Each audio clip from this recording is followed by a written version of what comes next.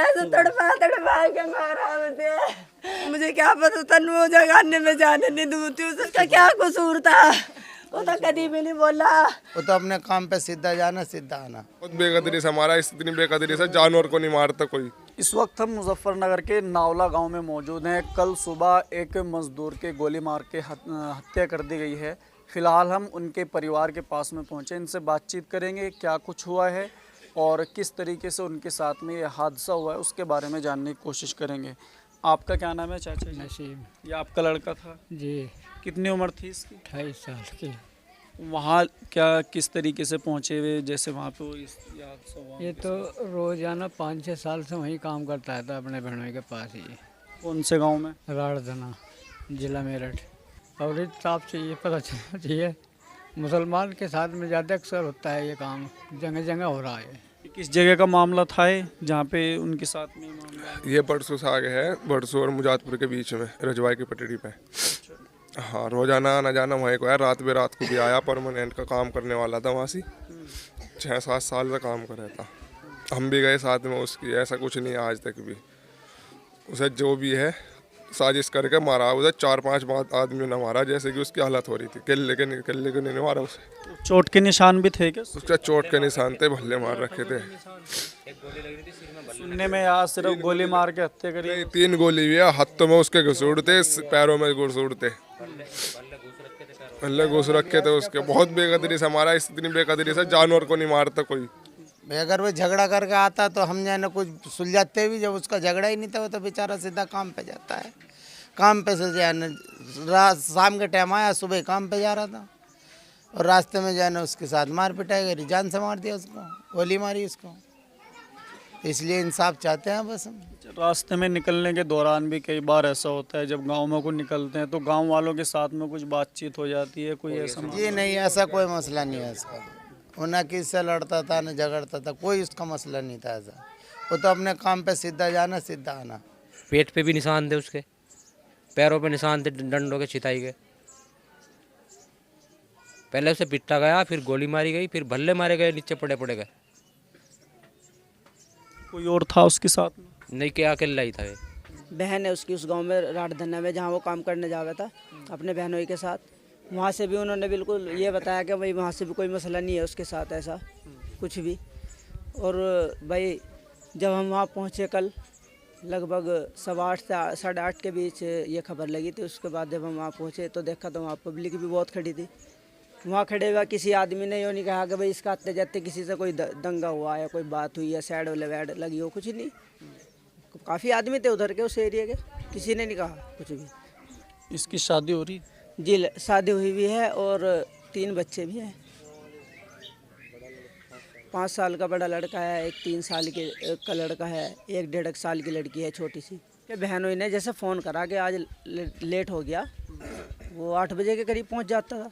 कुछ लेट हो गया होगा तो उन्होंने फ़ोन करके देख लिया भाई कहाँ रह गया, तो पुलिस ने फ़ोन उठाया और बताया कि भाई इसका एक्सीडेंट हो गया। अच्छा, एक्सीडेंट बता? हाँ, जब वो वहाँ पहुँचा उन्होंने देखा भाई मौका मैंने एकदम, तो पुलिस को भी कुछ पता नहीं होगा भाई क्या मैटर है। भाई वहाँ जाने के बाद पता चला कि भाई गोली लग गई। फिर उसके बाद उनका फ़ोन आया यहाँ पे नावले में, यहाँ इन्होंने फ़ोन करा, यहाँ से हमारे चाचा हैं नौसाद दुकानदार, इन्होंने फ़ोन करा तो इन्हें पता चला कि भाई उसके गोली लग गई। हम यहाँ से 5-7 आदमी तो पहले चले गए, फिर काफ़ी आदमी गए वैसे गाँव से, सभी का सहयोग रहा, सभी जाकर वहाँ अपनी अपनी बात रखी होगी भाई जो भी बात थी।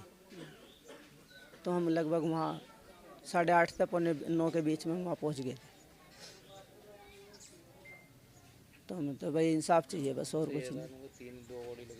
हमें तो गोलियों का ही पता था कि भाई सिर में भी गोली लगी हुई, लेकिन भाई उसके बाद जो बाद में रिपोर्ट आई है वो धारदार हथियारों से उस पर हमला हुआ। और कहीं भी था उसके चोट वगैरह? एक तो शायद यहाँ से जख्म था, वो यहाँ से गोली लग के इधर से निकल के भाई जो भी कुछ होगा, लेकिन वो तो टाइम पे हमें पता नहीं था। यहाँ भी जख्म था, यहाँ भी था, कोहनी छिली हुई थी थोड़ी, पेट वेट पे चोट लगी हुई थी, पैरों पे लगी हुई थी और सिर में काफ़ी चोट थी, गहरे गहरे निशान थे जैसे हमने देखा वहाँ जाने के बाद। बिल्कुल ठीक ठाक गया था, बिल्कुल फंस कुछ गया था। कह रहा मुझे नींद सी तो आ रही, नींद सी आ रही मुझे। मेरे भाई तू जावे ना, तू यहीं रह ले, आज छुट्टी कर ले तू अपने काम की।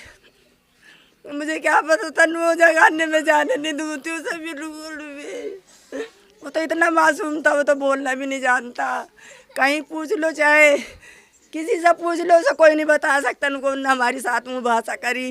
अन्य में हम तो रोक लेते अपने को, अन्य में खुद ही भेज देते। मेरा तो मेहमान इतना बढ़िया, बहुत अच्छा, वो तो खुद ही भेज देता। वो इतना ध्यान रखा है इनका बच्चों का बहुत ज़्यादा है, बहुत अपने बालकों से भी ज्यादा करे है वो तो इनकी। ना तो जी अगर हमने जो किसी मुझे से एक बताता हम रुपया तो ले रोक रखा, लेते। ना हमारा किसी पे 1 रुपया था, ना कहीं नहीं, हमारा हमारे ऐसा पे मैटर है नहीं था बिल्कुल कर्जा भी। नहीं चाहता उस पे ना किसी का भी नहीं, 1 रुपये का भी। उस पर कर्जों अगर रास्ते से क्या मतलब है, ये भी तो सोचने वाली बात है। कर्जा होगा गांव में होगा, जहाँ काम कर रहे हैं है ही नहीं थी। नहीं तो लड़ाई ना यहाँ लेन से, देन के ना ऊपर वहाँ होती कहीं तो भी। कहे के ऊपर भी नहीं लड़ाई थी, कहे के ऊपर भी क्या कहे की दुश्मन आ गई थी उसकी। हम भी तो इसी बूझना चाह रहे क्या हमें क्या हमें तो सरकार क्या से हमें यही भी तो पता चाह, लग जाए उस बात का। प्रशासन से भी और पुलिस वालों से भी, सबसे हमारे भाई को इंसाफ मिलना चाहिए। अरे मेरे बच्चे की कैसे जान निकली होगी, कैसे तड़पा के मारा मुझे।